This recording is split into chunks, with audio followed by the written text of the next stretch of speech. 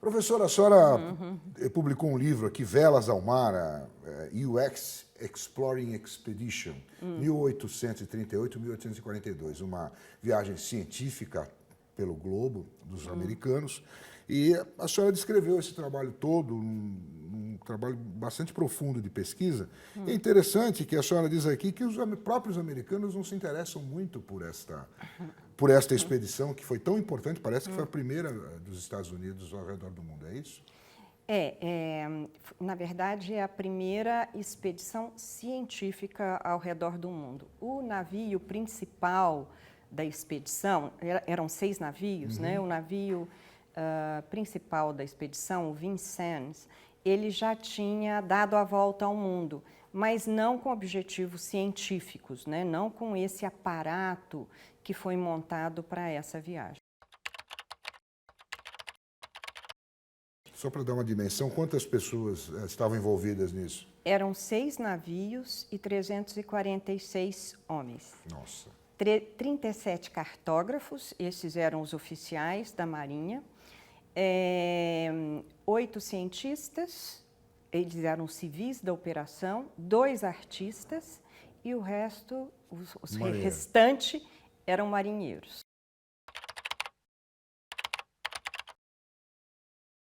Mais ou menos 60 e poucos por navio, né? Exatamente. Eram veleiros, né? Eram veleiros, é considerado uma das últimas grandes expedições nos Estados Unidos da Era da Vela, aquilo que eles chamam de Old Navy. A velha marinha. Logo depois, o navio a vapor já entra, né?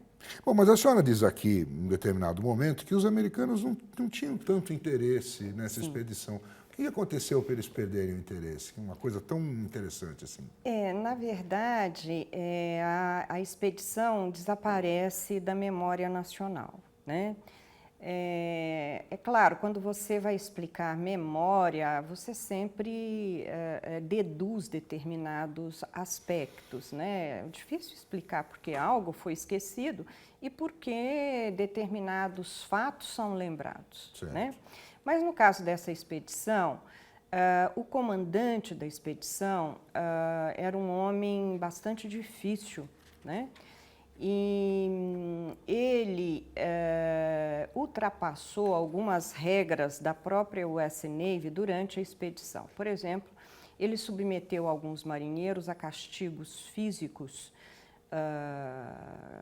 impressionantes. Esses homens ficaram contra o comandante, né? Não que a Marinha não usasse isso, mas ela tinha limites para os castigos corporais.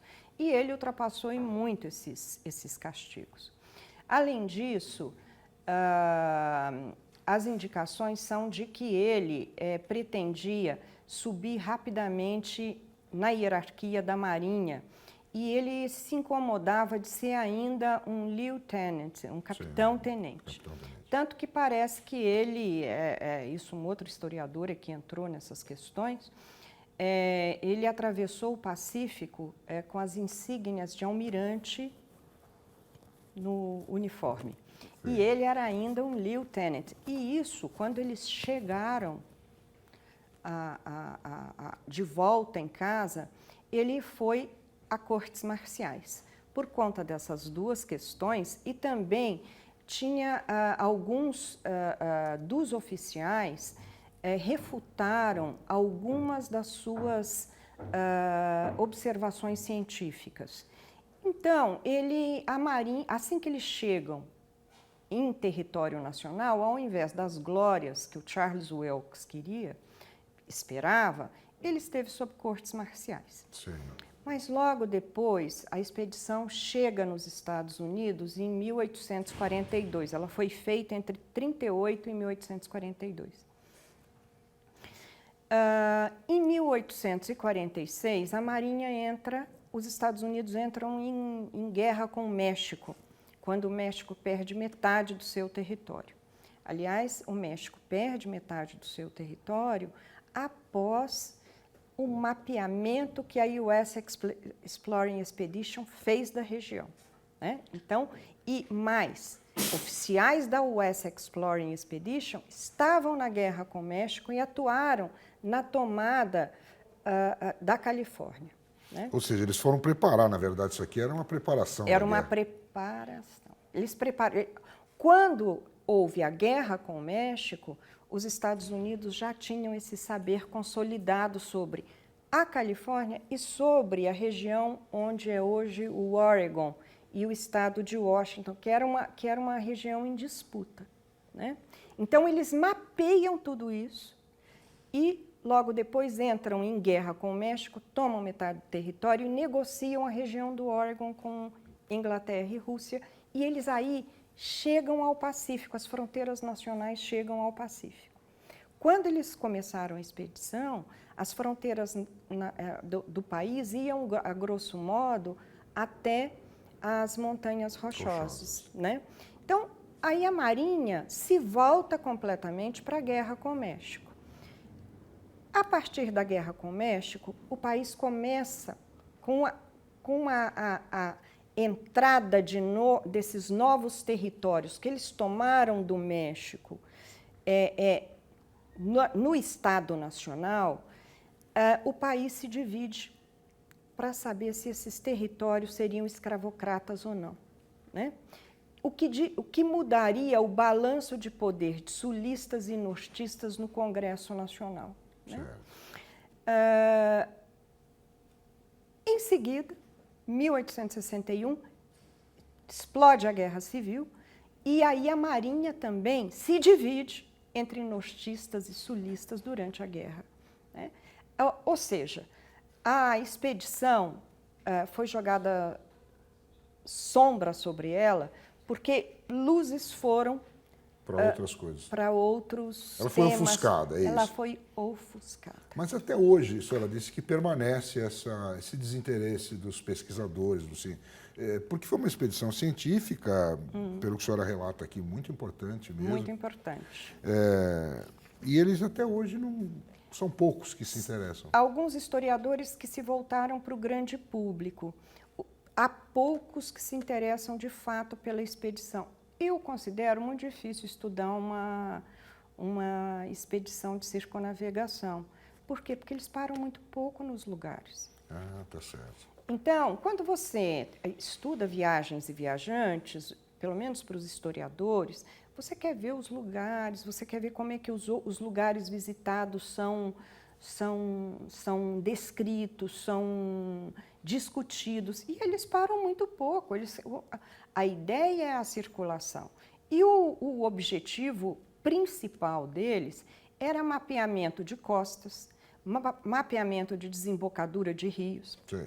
Objetivos militares, vamos dizer assim. Exatamente, geopolíticos, né? Esse tipo de expedição, ela é estratégica. E não foram só dos Estados Unidos, porque nessa época, ingleses, franceses, os russos fizeram 2 expedições de circunnavegação e espanhóis estavam mapeando o globo. O que nós podemos inferir sobre isso? O globo ainda não era mapeado. Não era conhecido. Não era mapeado a partir de determinados cálculos matemáticos, da racionalidade que advém aí do iluminismo no 18. Né? Sim, entendi. Bom, então ele ficou escondido, poucas pesquisas, mas a senhora que mergulhou e pelo que parece, o objetivo principal era saber o que eles encontraram aqui na América do Sul. Exatamente, esse era o meu interesse, né? Sim. A região que mais interessava aos expedicionários era o Pacífico, as ilhas do Pacífico, que eram muito pouco mapeadas, né? E o capitão Cook, no final do 18, tinha anunciado a descoberta, entre aspas, né, da Austrália e da Nova Zelândia, né? E isso criou interesse, isso despertou interesse em outras potências. Estados Unidos, idem, porque eles estavam interessados exatamente em arrastar suas fronteiras até o Pacífico. Né? Então, a região que mais interessava era o Pacífico e a costa oeste da América do Norte, exatamente essa que era Califórnia, que era a região mexicana, e o Oregon.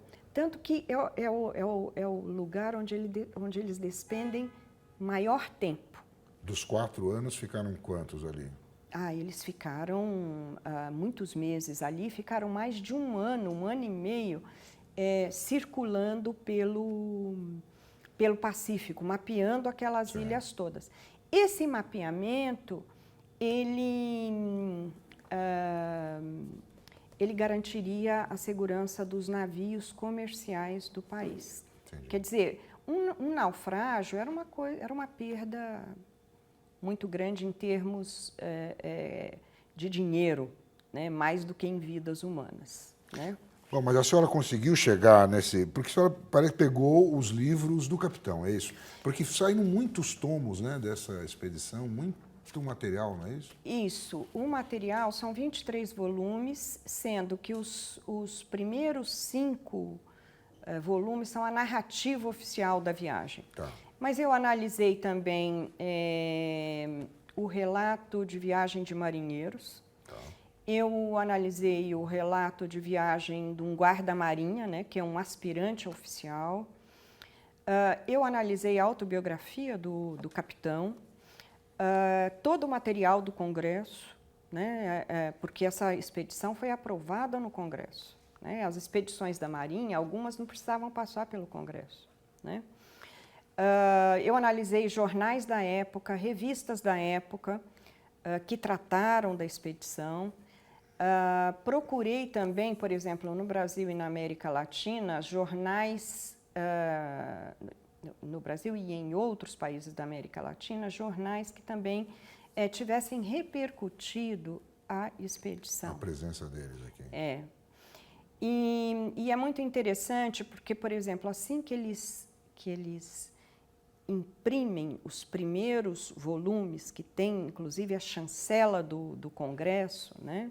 Porque aparece, né? Primeira, tem um carimbo do Congresso Nacional. Para onde é que vão esses exemplares? Inglaterra, França, Rússia. É mais ou menos o seguinte, olha o que nós fizemos, né? Olha a nossa contribuição. Capacidade de... Olha a nossa...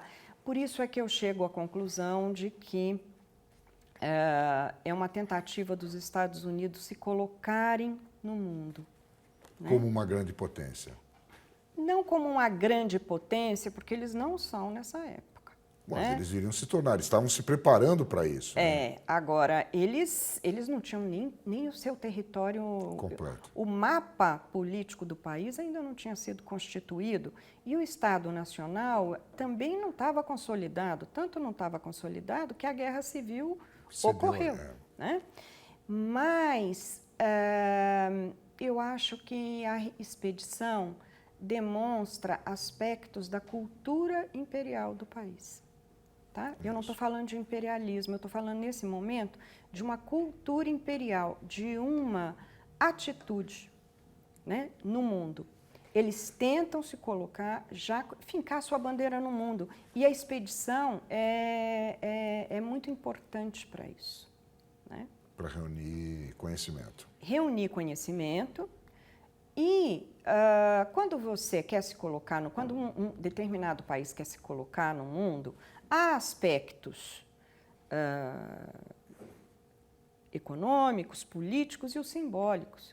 Essa expedição, além dela ter amealhado uma quantidade tremenda de recursos, por exemplo, eles com essa expedição, eles começam uma cartografia própria. Porque antes os mapas eram comprados de europeus, franceses. de ingleses, especialmente dos ingleses. Né?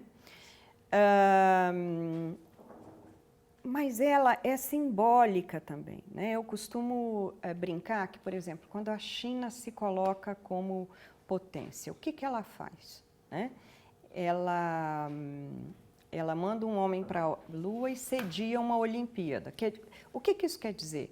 Olha a tecnologia que temos, que dominamos, e percebam como podemos organizar e garantir segurança de um grande afluxo de pessoas no nosso território nacional. Né? Nessa época, eles faziam expedições de circunnavegação. Em vez de ir para a Lua, eles Eles rodavam. faziam expedições de circunnavegação, só fazia expedição de circunnavegação quem podia. Os norte-americanos foram muito audaciosos nessa época, né? Os russos também estão numa corrida, e os russos tinham também interesses ali na costa oeste da América do Norte. Nessa época, o Alasca era russo. E você tinha fortes russos na Califórnia, o famoso Forte Ross. Era um forte russo. Os russos abandonam essa região, né? E os americanos tomam. Né? E o que eles encontraram aqui na América do Sul, hein, professor? O que eles... primeiro eles tentam... O que eles consideraram relevante para relatar nessa pesquisa? Vêm para a América do Sul e para a costa oeste da América do Norte após informações que eles retiraram de outros viajantes. Então, aonde é que eles param? Eles param no Rio de Janeiro e em Valparaíso. Tá. São portos importantíssimos para a logística das viagens de longo curso. Eles ficam no Rio de Janeiro mais de um mês, consertando embarcações, para o descanso também da tripulação, né? Eles abastecem os navios com alimentos frescos, porque eles já descobriram, nessa época eles já sabiam que a tripulação precisava parar em determinadas regiões para evitar o escorbuto, então precisava de alimentos ácidos, né? Os cientistas vão para a Serra dos Órgãos e recolhem o que podem, né? Os oficiais chegaram a montar numa ilha no Rio de Janeiro uma pequena base onde eles puderam fazer uma série de medições, né? Eles medem, por exemplo, o pão de açúcar, eles sobem 2 vezes no pão de açúcar, né? E eles também descrevem as sociedades locais, né? O Wilkes, por exemplo, avisa, olha, esse país aqui não vai dar certo, tem muito mais negro na cidade do Rio de Janeiro do que branco. Então, eles também realizam esse tipo de expedição com um tipo de background, um tipo de informação, um tipo de conhecimento. Qual era esse conhecimento? A ideia de que a raça anglo-saxônica era aquela que garantiria a civilização, né? Para eles mesmos, os franceses, que eram descendentes dos celtas, não tinham essa energia, né? E esse empuxo que garantiria a civilização, como era o caso da Inglaterra e como era o caso dos Estados Unidos. Para eles, é muito interessante, que é uma coisa que eu desenvolvo na pesquisa, é que o conhecimento adquirido, ele se dá, ora, em admiração aos ingleses e ora em disputa com eles, né? Então, fazia parte também do conhecimento do período. Né? A independência tinha ocorrido... Não tinha 50, 60 anos? Exatamente. Era entre 1700 e... A independência foi em 1776. Isso.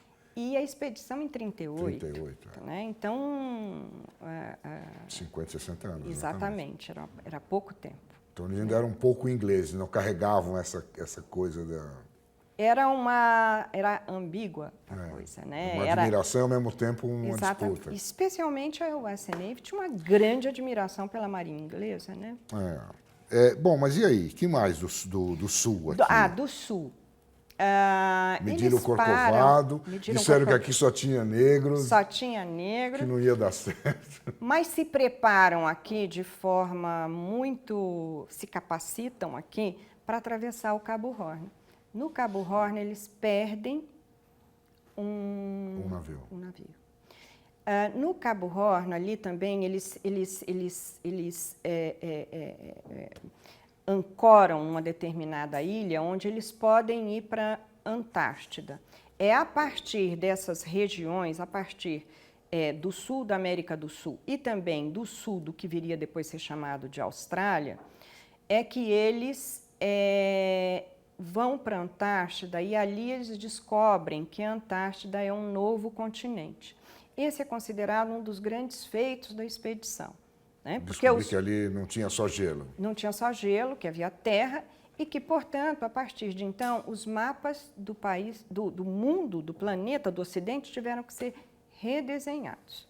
De novo, a disputa com os ingleses, porque os ingleses não admitiram muito que eram os norte-americanos que tinham descoberto a região. Eles param em Valparaíso, no Chile, onde eles também descrevem o que vem, o que eles queriam ver aos Andes. Já as notícias sobre os Andes, essa cordilheira espetacular, né? Eles subiram aos Andes, claro, em regiões onde era possível subir, e descreveram o Chile. O Chile era considerado um país, um Estado nacional ainda também muito recente, mas o Chile era considerado um país onde as disputas pelo Estado nacional não eram tão violentas. Então, eles descrevem o Chile. A partir de então, com cientistas recolhendo o que podiam, né? Eles atravessam o Pacífico, aí eles demoram mais de um ano. A última tarefa era descrever a costa oeste da América do Norte, né? E é lá eles ficam. E é lá que eles ficam. Para preparar a próxima guerra contra o México. Muito interessante. Quando você fala recolheram coisas, que coisas são essas? Quando eu falo recolher o material, eles são cientistas recolhendo espécimes, né? Então, eles recolhem conchas. O que tinha lá? Biólogo, mineralogista? Tem mineralogista, você tem 2 naturalistas. Biólogo da época. Exatamente. Que na época não se chamava, né, biólogo. E o naturalista, ele analisava tanto a distribuição das raças pelo globo, como também as espécies vegetais, animais. Então, eles empalharam muitos animais, eles mandaram espécies de plantas, né? Durante a expedição, os próprios cientistas já dissecavam animais, colocavam em conservantes, formol, para que isso fosse depois para os museus de Washington. Eles recolhem 40 toneladas de espécimes, né? E são essas coleções que vão dar origem ao Smithsonian Institution de Washington, que é o complexo de museus de Washington. É muito interessante porque se você entra no Jardim Botânico, que é muito perto do Congresso, a hora que você entra, você tem uma plaquinha onde está escrito os espécimes que estão aqui foram trazidos pela US Exploring Expedition. Então, se tem uma região, se tem um local, um locus nos Estados Unidos que tenta preservar a memória da expedição, é o Smithsonian Institution, né? E que vê a viagem de forma muito laudatória também, muito sem crítica, né? O que você falou, quem fala para o grande público fala, como éramos o máximo, né? Exatamente, exatamente. Essa é mais do que a questão da pesquisa em si. Mas, enfim, eles recolheram o material, levaram tudo de volta, mapearam a costa oeste americana. Você estava falando que os cientistas tinham mineralogistas, naturalistas, Tinha o pessoal dos mapas, mas esses eram militares. Isso. Quem mais? Que tipo de cientista tinha Tem lá? o filólogo, tem o que hoje se chama conquilhologistas, que é um especialista em concha, né? Você tinha 2 mineralogistas.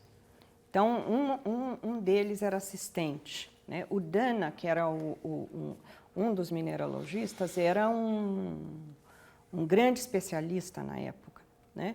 Lembrando que nem sempre, por exemplo, alguns volumes do relato de viagem científico, porque você tem os 5 volumes da narrativa e depois você tem um volume que é de hidrografia, um que é dos naturalistas, o outro que é...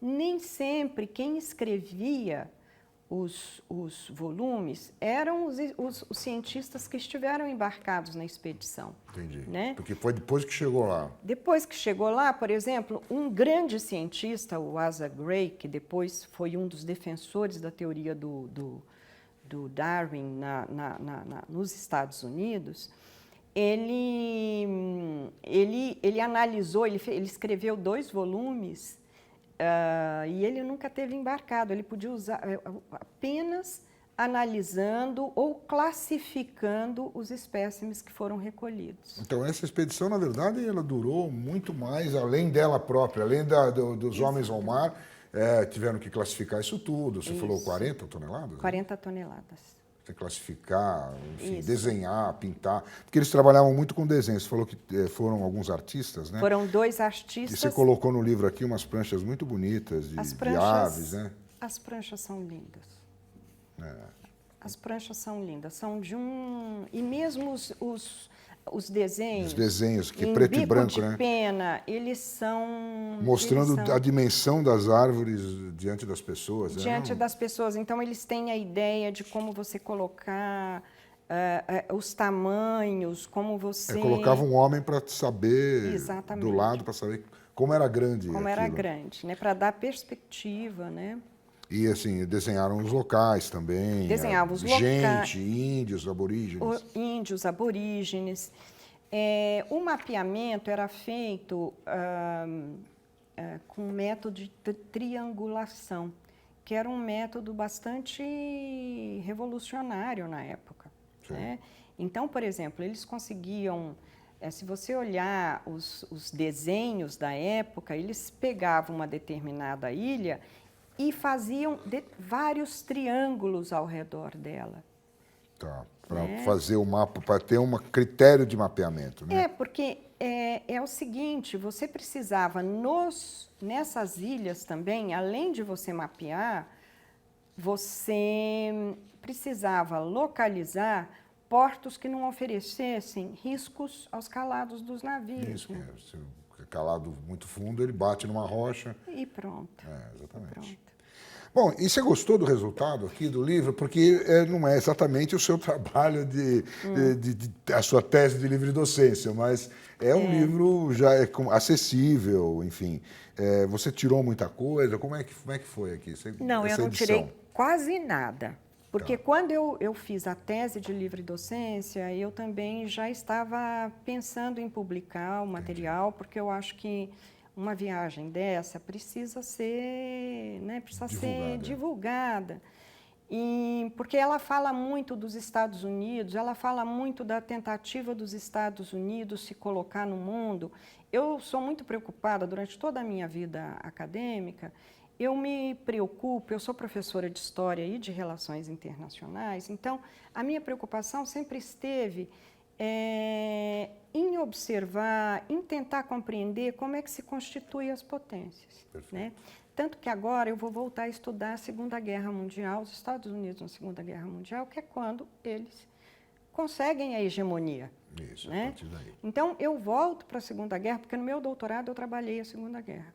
Então, eu fui para o 19 para tentar entender quando é que eles começam a tentar se colocar no mundo, e este momento aqui é importante. Né? Apesar de meio sumido lá na fumaça dos acontecimentos americanos, né?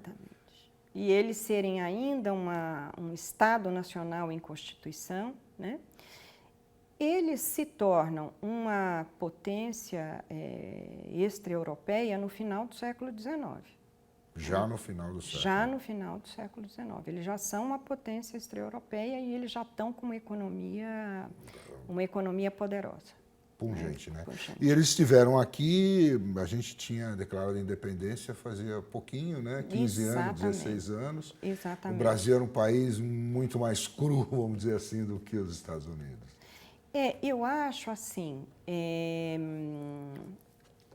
o que na época, quando estava se constituindo esses estados nacionais, quais eram as discussões desses estados, para a constituição desses estados nacionais? Você será república ou uma monarquia?